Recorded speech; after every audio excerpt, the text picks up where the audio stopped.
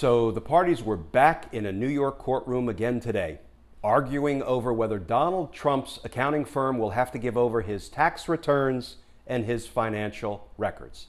And yes, we've seen this movie before. But let's talk about what happened today in court, because justice still matters.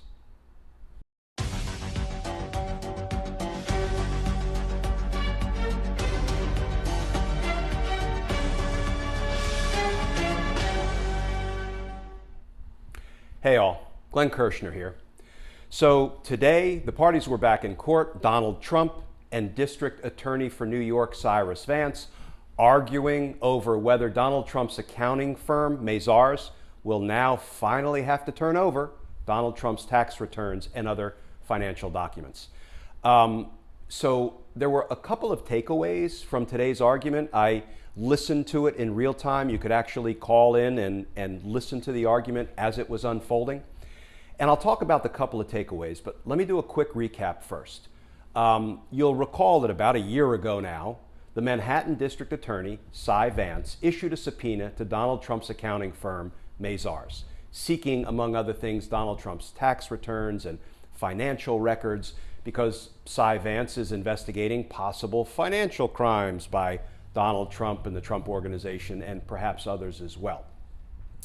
Well, Donald Trump promptly filed suit in federal court in New York, trying to put a stop to the district attorney getting that information from Mazar's.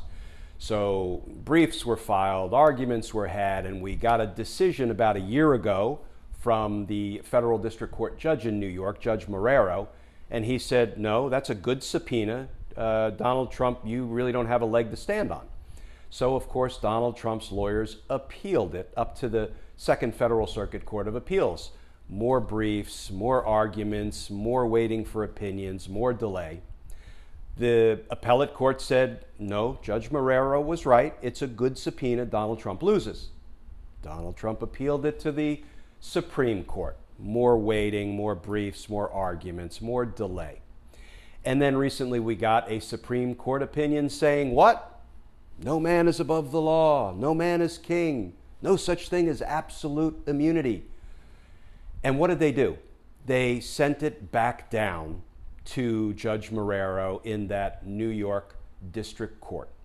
Why did they do that? Well, they said, look, Donald Trump is not a king. He doesn't have absolute immunity, but he can make any argument he wants, just as any other citizen could argue against a subpoena if he has a claim to make that it's unlawful or improper for some reason. So today's hearing was about that remand. They were back in court in New York, and they were setting a schedule, of all things, to hold yet another hearing to argue whether Donald Trump has any new claims to raise. And what became painfully obvious is Donald Trump has no new claims to raise. So, first of all, Donald Trump's lawyer gets up, a guy named William Consovoy. I'm not going to talk about him. You can Google him if you're interested. He was not well prepared. He was not particularly persuasive. The main argument he made a year ago and he continues to make is what's called the Article 2 argument. Article 2 of the Constitution sets up the executive branch and the power of the office of the president. And the Article 2 argument goes that because a president is involved in such weighty, all-consuming matters running the country, he can't be bothered defending against, criminal suits, and it would just be too much of a distraction. It's the Article 2 argument. And that's basically all Trump's lawyer, William Consovoy, has left. Put a pin in that. We'll come back to it. The prosecutor in the case, somebody from the Manhattan District Attorney's Office, he came out and he hit Donald Trump hard. His name is Corey Dunn, and basically here's what he said. He said that the president's attorney is seeking more delay and is hoping to win the very absolute immunity that the Supreme Court said the president does not have. And he is seeking to win that absolute immunity by delaying this process endlessly, so the district attorney never gets the materials that he is subpoenaing from Mazar's. And the prosecutor was just dead on. This is all about delay. So let me talk about what I think is the biggest takeaway from what I heard today. What we continue to see from Donald Trump is nefarious litigation designed to weaponize the delay in the judicial process. Not because you have good claims to make. He makes frivolous claim after frivolous claim. And when he loses, he takes frivolous appeal after frivolous appeal. And now that he's worked his way all the way up through the Supreme Court, and the Supreme Court said he's not a king, and he has no absolute immunity, he's back in the trial court making arguments all over again, like, I need more time, and Article 2 says I'm too busy. Here's the crazy thing about the Article 2 I'm too busy argument, folks. This subpoena was issued to his accounting firm, Mazar's. It didn't require him to lift a single finger to comply with this subpoena. He didn't have to miss a round of golf. He didn't have to, decline to send a single ill-tempered tweet. He had to do nothing. This was a subpoena to Mazar's for his financial records.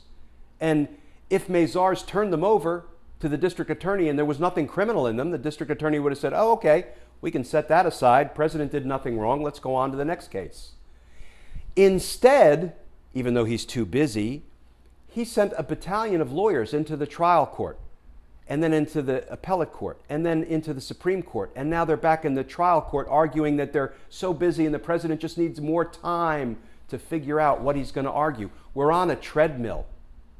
We're on a treadmill, and Donald Trump continues to nefariously weaponize the delay built into the judicial system. How can we deal with this? Well, we can deal with it. I've talked about it in earlier videos, and I'm going to link that earlier video to the end of this one. All we have to do is have the federal courts set some deadlines. I don't even believe it takes an act of Congress, but I'll be talking more about that in the future.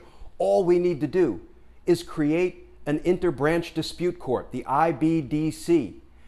And what that court will do is, if there's an important governmental issue that needs to be litigated, like Congress issues a subpoena and the executive branch thumbs its nose at the subpoena and says, we ain't complying. Well, then what happens is they go into court and they have 72 hours to file a brief and another 72 hours to conduct an oral argument, and then the court decides the case in 72 hours. 72, 72, 72, done. The losing party wants to appeal it, 72 hours to file a brief, 72 hours to argue it, a 72-hour opinion from the appeals court. This can be done in weeks. The Nixon subpoena for Nixon's tapes was litigated through the entire court system, from trial court through the Supreme Court, in 4 months, April to July, done. We can do it again, but we just continue to shrug our shoulders and say, I guess we have to let this linger endlessly for years while Donald Trump nefariously runs out the clock till the next election. I'm not willing to keep shrugging my shoulders. And come January, I don't think the Biden administration will be willing to just continue to shrug its shoulders and lose every judicial war of attrition. The judicial system needs to be fixed, not substantively. I think that the judiciary and the appellate courts do a relatively good job of deciding issues, but procedurally, they are letting themselves be played for a fool. All we need to do is set some reasonable deadlines. The interbranch dispute court, imminently doable, folks.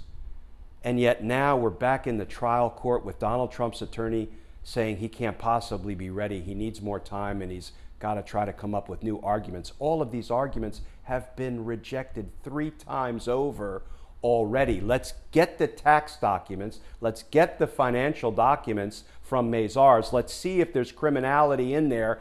I'm betting there is, or Donald Trump wouldn't have been fighting tooth and nail to hide these documents from the district attorney, from the American people. and let's move out. Let's move out. Let's head toward justice. I look forward to talking to you all again soon, folks.